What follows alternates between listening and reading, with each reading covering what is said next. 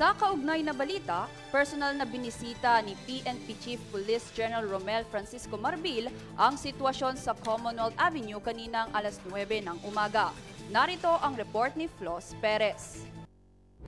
Dumating si PNP Chief Police General Romel Francisco Marbil para inspeksyonin ang kasalukuyang sitwasyon ng mga pulis. Dumating na sa Commonwealth Avenue sa Quezon City si Philippine National Police Chief Police General Romel Francisco Marbil upang inspeksyonin ang kasalukuyang sitwasyon ng protesta na nagaganap.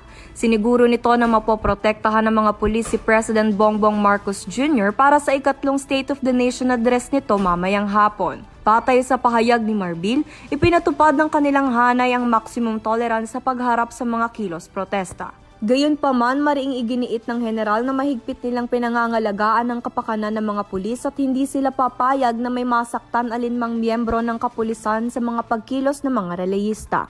Sa kabila ng malawakang pagtitipon ng mga individual na nagsasagawa ng protesta, nananatiling nasa mataas na antas ang katiyakan ng seguridad na inilatag ng PNP sa lugar. Kasalukuyang nakaantabay rin ng mga tauhan ng pulisya para sa anumang posibleng pangyayari na maaaring maganap habang nagpapatuloy ang aktibidad ng mga nasa kilos protesta. Patuloy umano ang koordinasyon ng PNP sa lokal na pamahalaan ng Quezon City upang masigurong maayos at may patutupad ang mga kinakailangang hakbang para sa kapayapaan at kaayusan ng lahat.